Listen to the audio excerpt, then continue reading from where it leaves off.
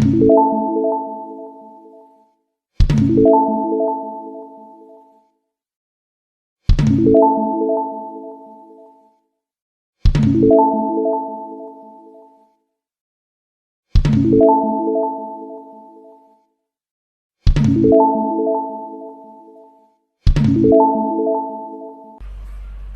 My dear friends, कैसे हैं आप लोग। आई होप सब अच्छे से होंगे।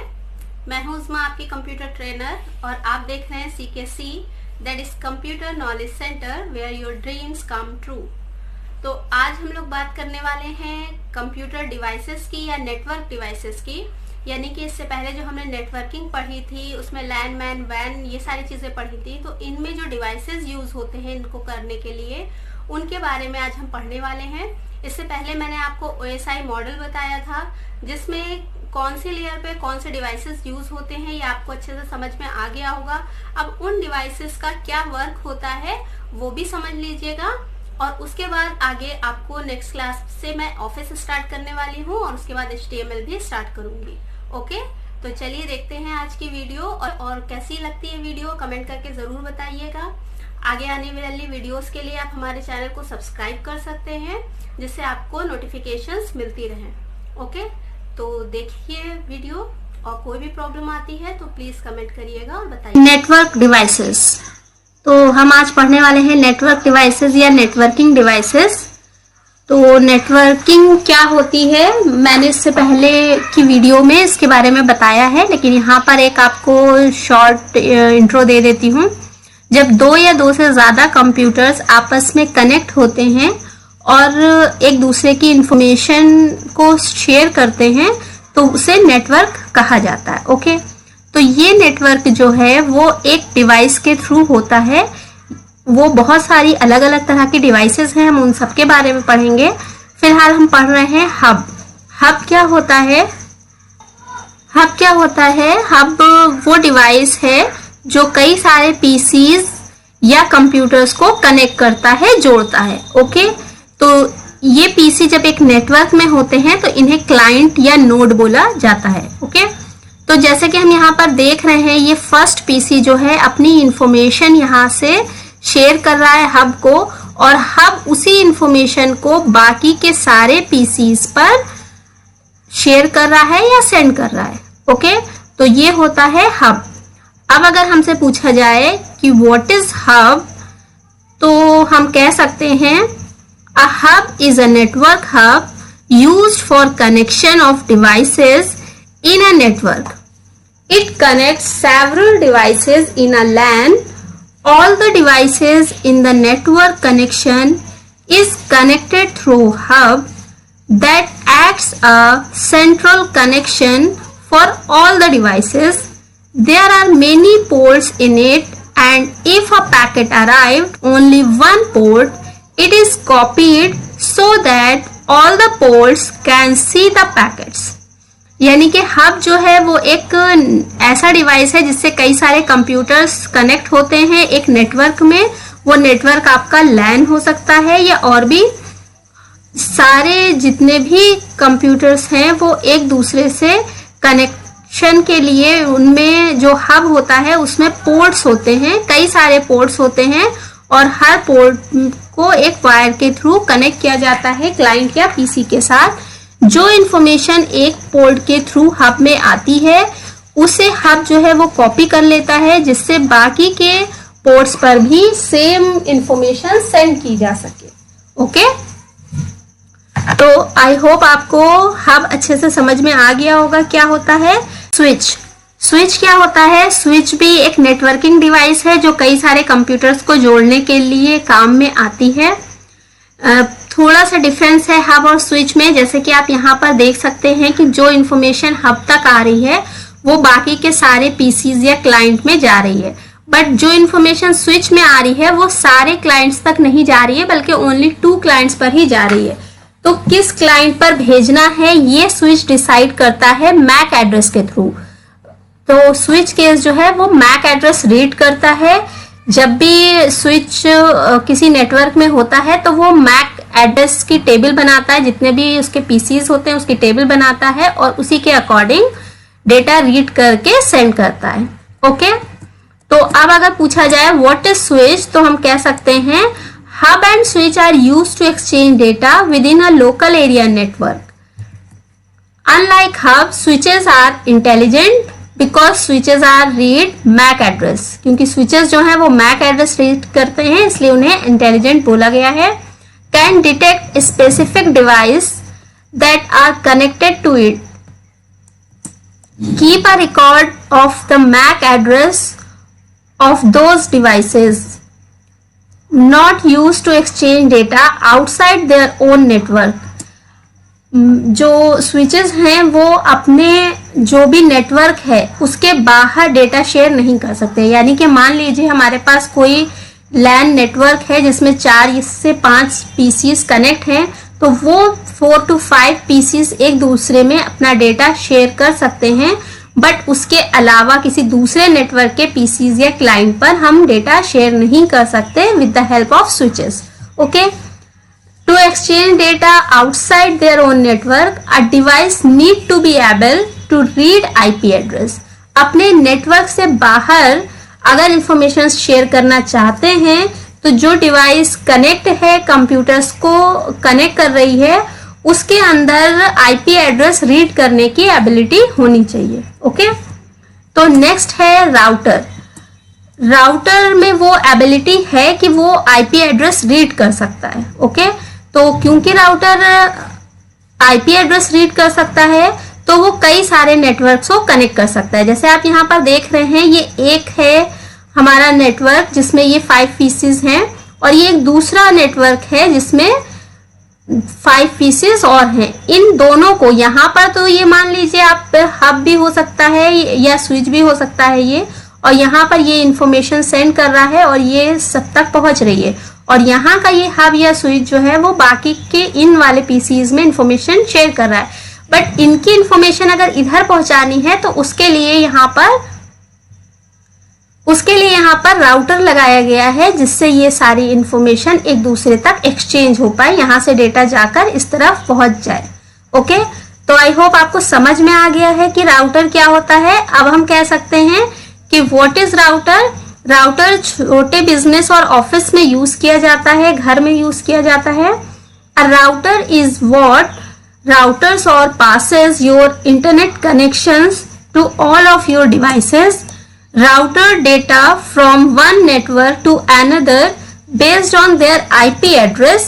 IP address को हम logical address भी कहते हैं। router is a gateway of network। gateway क्या होता है ये हम अभी आपको बताएंगे, इसे gateway of network बोला जाता है राउटर को। राउटर एक प्राइवेट नेटवर्क भी हो सकता है। द रेड नेटवर्क, इसे रेड नेटवर्क भी बोलते हैं। Data collected by router send off to another network. Hub and switches are used to create network, routers are used to connect networks.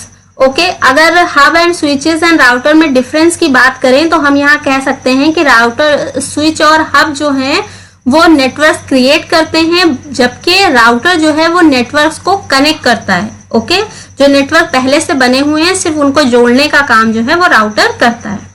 Okay, तो next हम देखते हैं मैक वर्सेस आईपी। जैसे कि अभी हम लोगों ने पढ़ा कि स्विचेस में हम मैक एड्रेस यूज करते हैं, जबकि जो राउटर है वो हमारा आईपी एड्रेस रीड करता है। तो अब एक क्वेश्चन दिमाग में आता है कि मैक एड्रेस क्या होता है और आईपी एड्रेस क्या होता है, या इन दोनों में डिफरेंस क्या है।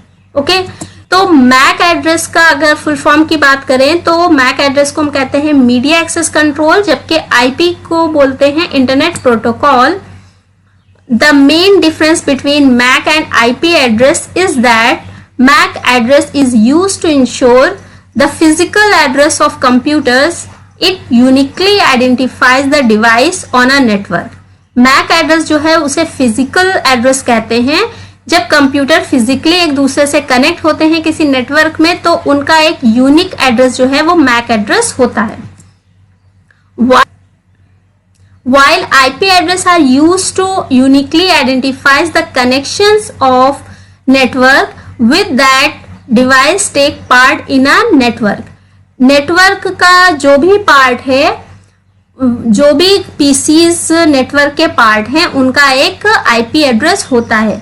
दुनिया में, वर्ल्ड में जितने भी पीसीज इंटरनेट से कनेक्टेड हैं या उन पर इंटरनेट चलाया जा रहा है, उन सभी का एक आईपी एड्रेस होता है जिसे लॉजिकल एड्रेस भी बोलते हैं, जबकि मैक एड्रेस को फिजिकल एड्रेस बोला जाता है। ब्रिज क्या होता है? जैसे कि हम लोग नाम से ही समझ सकते हैं कि ब्रिज एक तरह का पुल है जो दो चीजों को आपस में जोड़ता है। तो ब्रिज क्या करता है? मान लीजिए हमारा ये बस नेटवर्क है, बस टोपोलॉजी है, हम लोगों ने इसके बारे में पहले पढ़ा था, आई होप आपको पता हो। तो यहाँ पर क्या हो रहा है, PC1 से PC8 तक को इन्फॉर्मेशन पहुंचाने के लिए PC2, PC3, PC4, PC5, PC6 तक पहुंचने के बाद वो इन्फॉर्मेशन PC8 तक पहुंच रही है। पर अगर हम यहाँ पर ब्रिज का यूज करें तो ब्रिज क्या करता है कि किसी भी नेटवर्क को दो पार्ट्स या कई पार्ट्स में डिवाइड कर देता है और उनकी एक मैक टेबल बनाता है, यानी मैक एड्रेस टेबल बनाता है।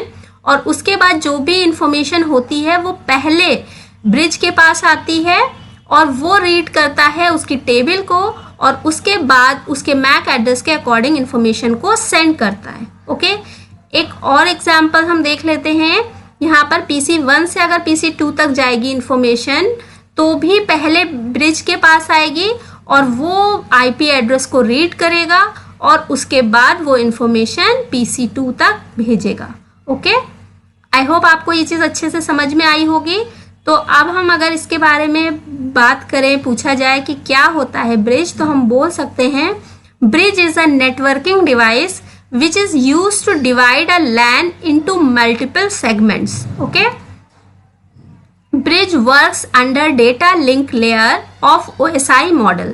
OSI मॉडल के बारे में मैं लास्ट वीडियो में बता चुकी हूँ, अगर आपको देखना है तो आप प्लीज देख सकते हैं, उसका लिंक आपको डिस्क्रिप्शन या आई बटन पर मिल जाएगा। ओके, तो डेटा लिंक लेयर पर ब्रिज का यूज होता है या ब्रिज वर्क करता है।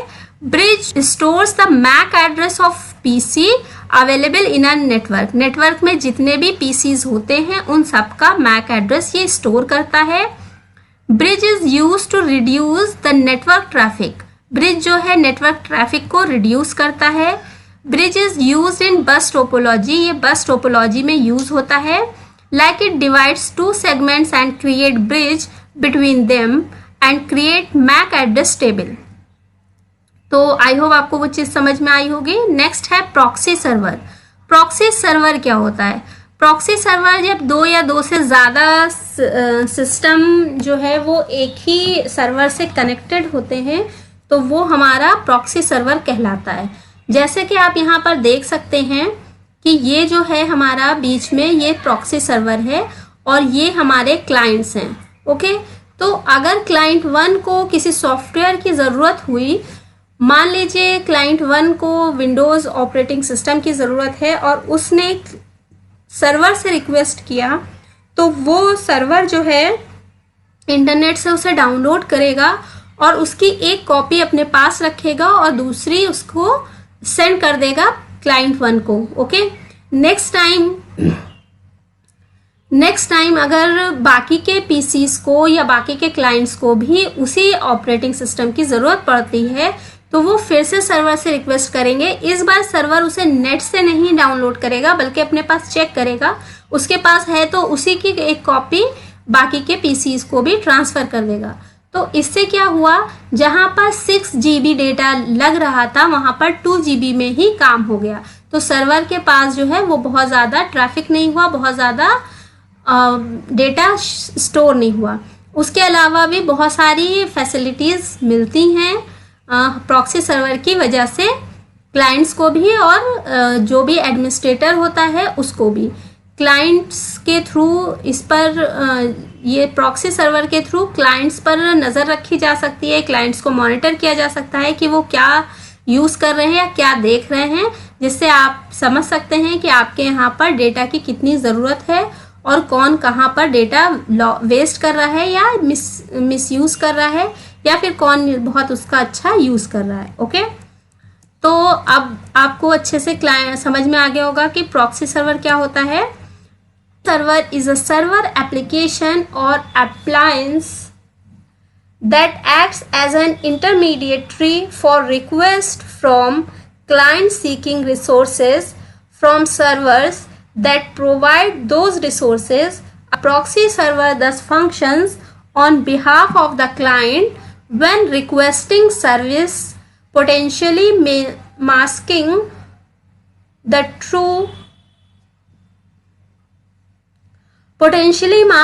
true origin of the request to the resource server. Okay, then हम चलते हैं नेटवर्क सिक्योरिटी. प्रॉक्सी जो है वो नेटवर्क सिक्योरिटी भी प्रोवाइड करता है, क्योंकि ये रियल आईपी एड्रेस को हाइड कर देता है, जिससे काफ़ी हमारा नेटवर्क जो है वो सिक्योर हो जाता है ट्रैफिक से भी, और उसके अलावा हैकिंग से या फिर वायरस वगैरह से सिक्योर रहता है. नेटवर्क परफॉर्मेंस इम्प्रूव होती है, क्योंकि जहाँ पर डेटा ज़्यादा डाउनलोड होता था वहाँ पर अब डेटा कम डाउनलोड हो रहा है. Monitoring user in a network के अंदर यूज़र्स को अच्छे से मॉनिटर किया जा सकता है, देखा जा सकता है कि वो क्या कर रहे हैं. ब्लॉक वेबसाइट को ब्लॉक किया जा सकता है. अगर हम चाहते हैं कि कुछ वेबसाइट्स हैं जिनका यूज़र्स या क्लाइंट ज़्यादा कर रहे हैं और उसकी वजह से बहुत ज़्यादा आपका डेटा खर्च हो रहा है, तो हम उन वेबसाइट्स को ब्लॉक कर सकते हैं. एक्सेस कंट्रोल कर सकते हैं. क्लाइंट्स जो भी काम कर रहे हैं उसके अकॉर्डिंग हम देख सकते हैं कि किसको किस चीज़ की ज़रूरत है और किस चीज़ की ज़रूरत नहीं है. तो ये जो है as a administrator proxy server बहुत अच्छा है, बट क्लाइंट्स के पॉइंट ऑफ व्यू से बहुत अच्छा नहीं है. ओके, आई होप आपको अच्छे से समझ में आया होगा. नेक्स्ट हम देखते हैं इथरनेट क्या होता है. इथरनेट एक तरह के केबल्स होते हैं. जब लैंडमैन वैन या इस तरह के नेटवर्क में फिजिकली वायर्स को कनेक्ट किया जाता है कंप्यूटर से, तो वो वायर जो हैं वो इथरनेट केबल होते हैं. ये आप देख सकते हैं यहाँ पर, ये आगे इस तरह की केबल्स को हम इथरनेट केबल्स कहते हैं. तुम बोल सकते हैं Ethernet is a family of computer networking technologies commonly used in landman WAN. It was commercially introduced in 1980 and first standardized in 1983 as IEEE 802.3. Okay. Type of Ethernet cables. Ethernet cables जो हैं वो दो तरह के होते हैं, UTP cable and STP cable. UTP unshielded twisted pair and STP stands for shielded twisted pair cable. What is UTP? UTP cables क्या होते हैं? तो इस तरह के जो केबल्स होते हैं वो UTP केबल्स होते हैं, यानी अनशील्डेड ट्विस्टेड पेयर. इसमें आप देख रहे हैं ये 4 पेयर्स हैं जो आपस में ट्विस्ट किए हुए हैं और इनके ऊपर एक कवर लगा हुआ है. Okay. It consists of 4 pairs of color-coded wires twisted around each other. The wires are twisted to prevent electromagnetic interference crosstalk. UTP cable is most commonly used cable in home and office. Okay. Next है STP. STP यानी shielded twisted pair cable. ये इस तरह के होते हैं. इसमें भी उसी तरह से 4 वायर्स हैं, बट इसमें यहाँ पर ये ब्लैक कवर के पहले एक और है स्टील का कवर जो कि इसको और ज़्यादा प्रोटेक्ट करता है. Okay. It is very similar to UTP cable. In this cable you will get extra foil shielded that covers the wire. The foil shield adds an extra layer of protection against crosstalk. This cable mostly used for industrial purpose and it is costly as compared to UTP cable. Mostly ये industrial purpose के लिए use की जाती है और compared to UTP cables थोड़ी costly होती है. Okay. Next firewalls. Firewalls क्या होते हैं? Firewalls जैसे कि नाम से ही हमें इससे पता चल रहा है फायर वॉल. यानी कि दीवार में आग। ओके, तो हमें ये यहाँ पर है बताना है आपको कि वॉल मीन्स दीवार है, बट फायर से बचाने वाली दीवार है ये। अगर आपके पीसी को कोई भी हार्म हो सकता है तो उसे बचाने के लिए, उस हार्म से बचाने के लिए फायरवॉल्स का यूज किया जाता है। यहाँ पर आप देख सकते हैं कि ये एक नेटवर्क है लैन, ये हमारा एक प्राइवेट नेटवर्क है, जिसे एक वैन हमारा वाइड एरिया नेटवर्क है। कहीं भी जितने भी वर्ल्ड में पीसीज हैं उनसे जो भी आपको हार्म हो सकता है, वायरस अटैक या जो भी, उससे बचाने के लिए फायरवॉल्स लगाए जाते हैं। ओके, तो फायरवॉल्स जो है वो एक पर्टिकुलर पीसी के लिए भी होता है और एक पर्टिकुलर प्राइवेट नेटवर्क के लिए भी यूज किया जाता है। तो हम कह सकते हैं कि फायरवॉल्स क्या होते हैं। A firewall is a network security device that monitors incoming and outgoing network traffic and permits or block data packets based on a set of security rule। जो भी आपका सिक्योरिटी रूल है उसके अकॉर्डिंग आने जाने वाले जो डेटा है उसको मॉनिटर किया जाता है नेटवर्क ट्रैफिक से, और उसके अलावा जिन पैकेट्स या जिन डेटा की ज़रूरत नहीं है उनको ब्लॉक भी किया जा सकता है। Hide real IP address, firewall जो है वो रियल आईपी एड्रेस हाइड कर देता है, जिससे हमारा नेटवर्क बहुत ज़्यादा सिक्योर हो जाता है। Port filtering and blocking, port filtering करता है। पोर्ट फिल्टरिंग का मतलब है कि जो भी इंफॉर्मेशन आ रही है उसे फिल्टर करता है, कि जो काम की इंफॉर्मेशन है उसे पहुंचा देता है अंदर, और जो काम की इंफॉर्मेशन नहीं है उसे ब्लॉक कर देता है वहीं पर, यानी कि कुछ पोर्ट्स को ब्लॉक किया जा सकता है। Okay, packet filtering, block N IP address और रेंज ऑफ आईपी एड्रेस, एक रेंज को या एक पर्टिकुलर आईपी एड्रेस को, आईपी एड्रेस की एक रेंज या एक पर्टिकुलर आईपी एड्रेस को फिल्टर किया जा सकता है, यानी कि रोका जा सकता है। Okay, type of firewalls, there are two type of firewalls, hardware firewalls and software firewalls. Hardware firewalls क्या होती है? हार्डवेयर फायरवॉल्स वो होती है जो आपके पूरे नेटवर्क को प्रोटेक्ट करती है। ओके, एंड सॉफ्टवेयर फायरवॉल्स वो फायरवॉल्स होती है जो आपके पर्टिकुलर पीसी को प्रोटेक्ट करती है। ओके, तो आपके जितना भी पीसी हैं उन सब में फायरवॉल्स होती हैं। अगर आप सेटिंग में जाकर स्टार्ट में जाकर फायरवॉल्स लिखेंगे तो यहाँ पर आपको फायरवॉल का एक ऑप्शन मिलेगा। Okay, modem versus router. Router हमने अभी पढ़ा कि राउटर क्या होता है, बट मॉडेम क्या होता है ये भी हमें जानना चाहिए, क्योंकि बहुत से लोग समझते हैं मॉडेम और राउटर एक ही चीज़ है, बट ये अलग चीज़ें हैं। तो पहले हम समझ लेते हैं मॉडेम क्या होता है। What is modem? A modem is what brings that the internet into your home और business. There are two different type of signals, digital and analog signals. A computer only reads digital signals and internet only reads analog signals. Modem demodulates incoming analog signals into a digital signals. Modem modulate outgoing digital signals into an analog signals. Okay? तो modem जो है वो home और business के internet में use किया जाता है, होम या स्मॉल बिजनेस। ओके, तो यहाँ पर दो तरह के सिग्नल्स होते हैं। जो पीसी में या कंप्यूटर में होते हैं वो डिजिटल सिग्नल्स होते हैं, जबकि इंटरनेट से जो सिग्नल्स आते हैं वो एनालॉग सिग्नल्स होते हैं। तो अलग अलग सिग्नल्स को एक दूसरे को समझने के लिए कन्वर्जन की ज़रूरत होती है, यानी कि एक तरह से ट्रांसलेशन की ज़रूरत होती है, जो कि मॉडेम करता है। ओके, तो मॉडेम का जो फुल फॉर्म है वो मॉड्यूलेट एंड डीमॉड्यूलेट है। ओके, तो DEM for demodulate and MO for modulates. तो जब इनकमिंग एनालॉग सिग्नल्स को डिजिटल सिग्नल्स में कन्वर्ट किया जाता है तो उसे बोलते हैं मॉड्यूलेट्स, और जब डिजिटल सिग्नल्स को एनालॉग सिग्नल्स में कन्वर्ट किया जाता है तो उसे बोलते हैं मॉड्यूलेट। ओके, तो मॉडेम ये काम करता है। तो हम कह सकते हैं कि जैसे कि ये एक पीसी है, और ये हमारा मॉडेम है।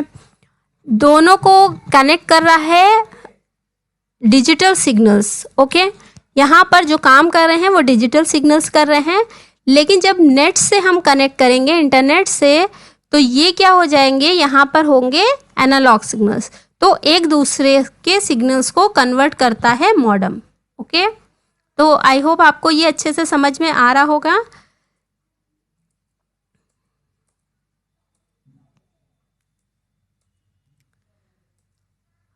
Modem versus router.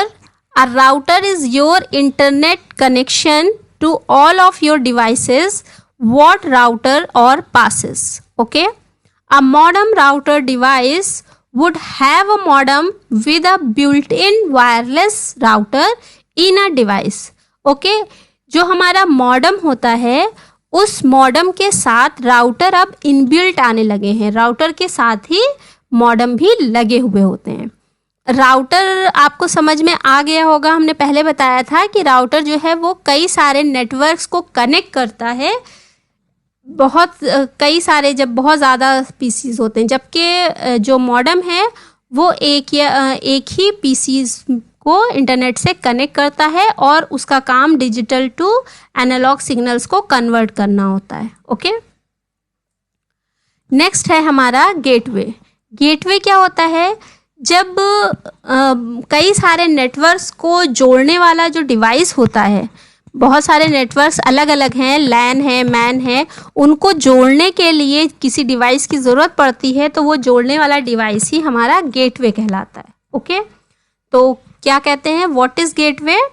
A gateway is a hardware device that acts as a gate between two networks. It may be a router, firewall, server, or other devices that enables traffic to flow in and out of the network. While a gateway protects the nodes within network, it also a node itself. Okay? यहाँ पर आप देख सकते हैं कि router क्योंकि दो networks को जोड़ रहा है आपस में, तो उसे गेटवे बोला गया है। ठीक है, नेक्स्ट है हमारा simplex, half duplex and full duplex. ये बहुत ज़्यादा इम्पॉर्टेंट है और बहुत बार एग्ज़ाम्स में पूछा जाता है, कुछ ना कुछ इससे ज़रूर आता है, तो आप प्लीज़ इसे बहुत अच्छे से देखिएगा और अच्छे से समझिएगा। ओके, तो चलिए हम पहले देख लेते हैं कि ये है क्या, इसे बोलते क्या हैं। तो इसे हम बोलते हैं कम्युनिकेशन चैनल। कम्युनिकेशन चैनल क्या होता है, जब हमारा एक पीसी है जो कि सेंडर है, यानी कि इन्फॉर्मेशन सेंड कर रहा है, और दूसरा पीसी है जो कि रिसीवर है, यानी कि वो इन्फॉर्मेशन रिसीव कर रहा है, तो वो इन्फॉर्मेशन एक से दूसरे में जा रही है, तो वो जा कैसे रही है, उसके बीच में कोई ना कोई कनेक्शन है। तो वो कनेक्शन जिस मीडियम के थ्रू हो रहा है,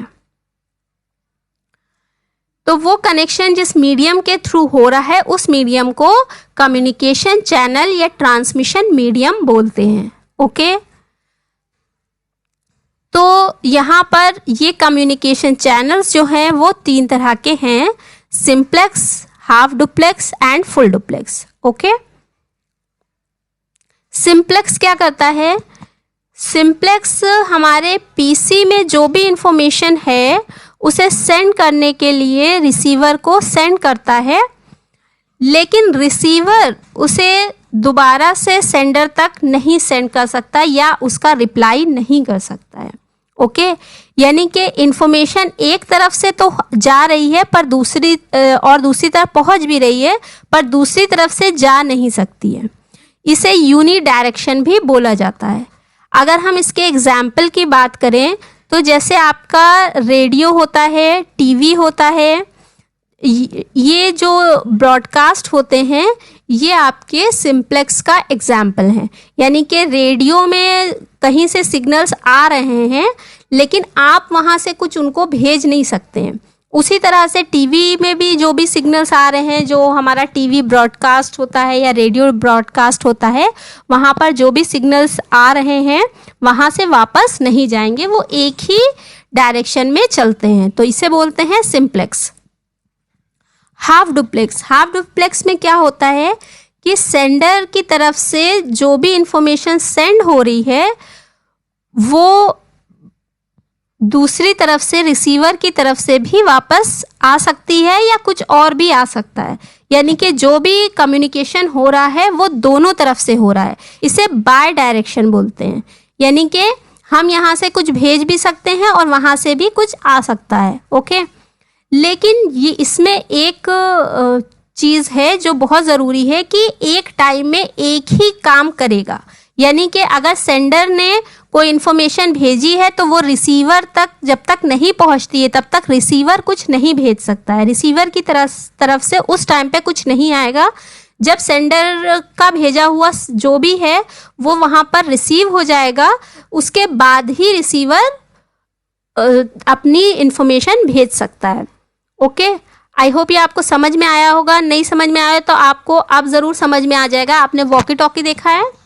ज़्यादातर हम लोग देखते हैं पुरानी फिल्म्स में, जब जासूसी वाले कुछ इस तरह की होती थी तो एक दूसरे को मैसेज करने के लिए, या पुलिस जो होती है वायरलेस वो लेती है, तो वहाँ पर क्या कहते हैं वो लोग, जो भी बात करते हैं उसके बाद लास्ट में बोलते हैं over and out. Over and out वो इसलिए बोलते हैं कि अब मैं ख़त्म कर चुका, अब तुम बोलो। ओके, फिर जब वो बोलते हैं तो वो भी बोलते हैं over and out. Over and out कहने का मतलब है कि मेरी बात हो गई है, अब तुम अपनी बात बोलो। अगर वो दोनों एक साथ बोलने लगेंगे तो क्या होगा, कनेक्शन जो है वो कट जाएगा, वहाँ पर इंटरप्ट हो जाएगा। ओके, तो ये होता है हाफ डुप्लेक्स। हाफ डुप्लेक्स में दोनों तरफ से डेटा सेंड और रिसीव होता है, बट एक टाइम में एक ही तरफ से हो सकता है, एक साथ दोनों तरफ से नहीं होते हैं। नेक्स्ट है हमारा फुल डुप्लेक्स। तो हाफ डुप्लेक्स में जो कमी थी उसको फुल डुप्लेक्स ने पूरी कर दी है, और यहाँ पर सेंडर जो भी इंफॉर्मेशन रिसीवर को सेंड कर रहा है उसके बाद फौरन ही रिसीवर भी इंफॉर्मेशन सेंड कर सकता है या कुछ भी भेज सकता है। ये बाय डायरेक्शन होता है और सेम टाइम में दोनों ही वर्क कर सकते हैं। ओके, इसकी हम एग्जाम्पल की बात करें तो मोबाइल फ़ोन या टेलीफोन जो है वो इसका बेस्ट उदाहरण है, बेस्ट एग्जाम्पल है। हम एक तरफ से बात कर रहे हैं और दूसरा भी दूसरी तरफ से कुछ बोलना चाहे तो वो बोल सकता है। ओके, तो आई होप आपको ये अच्छे से समझ में आया होगा। The transmission made defines the direction of signal flow between two connected devices. The primary difference between three modes of transmission is that in a simplex mode of transmission, the communication is unidirectional or one way. In the half duplex mode of transmission, the communication is two direction, but the channel is interchangeable, used by both of the connected devices. On the other hand, in the full duplex mode of transmission, the communication is bidirectional or two ways, and the channel is used both of the connected devices simultaneously. Okay? I hope ये अच्छे से आपको समझ में आ गया होगा। Next हम देखते हैं repeater. What is repeater? Repeater क्या करता है, मान लीजिए कि कोई कनेक्शन जब होता है नेट का और शुरू होता है, मान लीजिए यहाँ से शुरू हुआ, इन सारे यहाँ तक आ गया। अब क्या हुआ, यहाँ से इसकी स्पीड जो है वो कुछ स्लो हो गई, नेट की स्पीड। अब जितना भी आप काम करते रहते हैं उसके हिसाब से नेटवर्क जो है वो शेयर करता है। जो स्पीड एक जगह पर है वही सब जगह पर है, लेकिन जब वो एक से दूसरे से तीसरे में जाती है तो वो थोड़ी धीरे धीरे कम होती जाती है, और एक जगह पर जाकर वो बिल्कुल रुक सकती है। तो वो रुके ना, उसके लिए वहाँ पर रिपीटर यूज़ किया जाता है, जिससे वो जो भी स्पीड है वो फिर से मेंटेन हो पाए और फिर से वो बाकी के आगे की कंप्यूटर्स या पीसीज या क्लाइंट्स तक पहुंच पाए।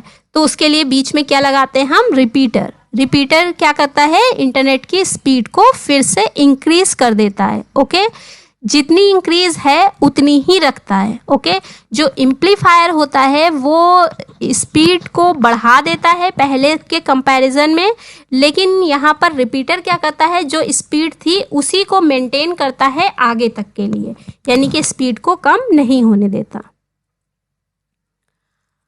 A repeater is an electronic device that receive a signal and retransmit it at a higher level or higher power. Okay, it is a network device used to regenerate or replicate a signal, regenerate analog or digital signals destroyed by transmission loss. Works at layer 1 of OSI model. Device जो है वो OSI model की first layer पर work करती है. Okay, there are 2 type of repeaters, analogue repeaters and digital repeaters. Analogue repeaters only amplify the signals. Analogue repeater क्या करता है, सिर्फ जो भी सिग्नल्स आ रहे हैं उन्हीं को रिपीट करता है, फिर से आगे की तरफ बढ़ाता है. But digital repeaters can reconstruct a signal और नियर इट ओरिजिनल क्वालिटी. यानी कि ये क्या करता है कि जो रिपीटर में जो भी प्रॉब्लम्स अगर आ गई हैं, कुछ खराबी आ गई है, कुछ कमी आ गई है, तो उसे भी पूरा करके उसे फिल्टर करके आगे तक पहुंचाता है. तो आई होप आप लोगों को नेटवर्किंग डिवाइसेस के बारे में काफ़ी इन्फॉर्मेशन मिल गई होगी, आपको मेरी ये वीडियो पसंद आई होगी और ये आपके कोर्स में बहुत हेल्प करेगी, ओ लेवल के कोर्स में भी. और उसके अलावा अगर नॉर्मली आप किसी भी कंपटीशन लेवल के एग्ज़ाम्स की तैयारी कर रहे हैं जहाँ पर कंप्यूटर या इंटरनेट से रिलेटेड क्वेश्चंस आते हैं, तो उन सभी जगह पर आपके ये काम आने वाली है. तो अच्छे से पढ़िएगा, बार बार देख लीजिए, अगर कोई चीज़ नहीं समझ में आती है नोट्स लिख लीजिए, और अच्छी लगती है वीडियो तो प्लीज़ कमेंट ज़रूर करिएगा. और आगे कुछ और पढ़ना चाहते हैं स्पेशल तो भी मुझे बता सकते हैं, और आगे की वीडियोस के लिए चैनल को सब्सक्राइब कर सकते हैं. Okay, thank you.